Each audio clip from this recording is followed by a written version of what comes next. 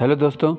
तो उत्तराखंड लोक सेवा आयोग द्वारा कल 16 अक्टूबर को एक महत्वपूर्ण विज्ञप्ति जारी की गई उत्तराखंड विशेष अधीनस्थ शिक्षा प्रवक्ता संवर्ग के लिए, जिसका बहुत समय से इसका इंतज़ार कर रहे थे लेक्चरर एग्ज़ाम के लिए।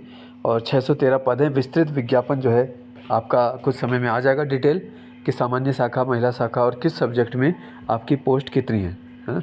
और ये भी पहले से अंदाज़ा लगाया जा रहा था कि इसमें स्क्रीनिंग टेस्ट होगा या नहीं होगा। तो देखो, पिछली बार भी क्योंकि स्क्रीनिंग टेस्ट हुआ है और उम्मीद वही है, तो 90% चांसेस तो वही है कि जो पैटर्न चल रहा था उसी पे एग्ज़ाम होना है।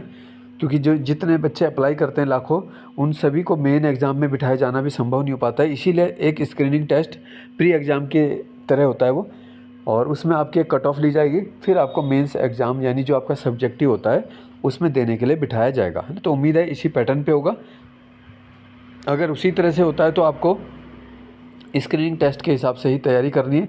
हालांकि जल्द ही इसका जो विस्तृत विज्ञापन आप देखोगे उसमें आपको डिटेल फिर सिलेबस सहित लिखा रहेगा।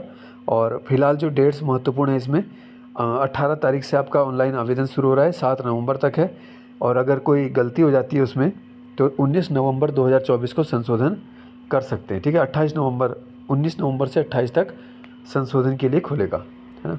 तो जो भी इसके लिए एलिजिबल हैं, है ना, तैयारी कर रहे हैं पहले से, तो बहुत अच्छा मौका है, बहुत अच्छे लेवल की पोस्ट है, तैयारी करते रहिए।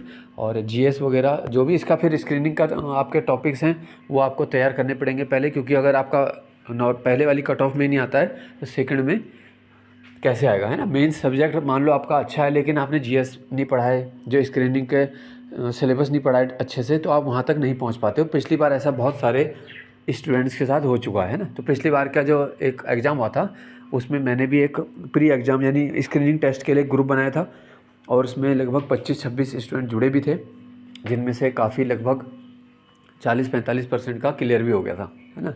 तो कोई बहुत ज़्यादा टफ नहीं होता है। कभी भी आपने उत्तराखंड ग्रुप सी का पेपर दिया है तो उसी सिलेबस पे आपका बेस रहने वाला है।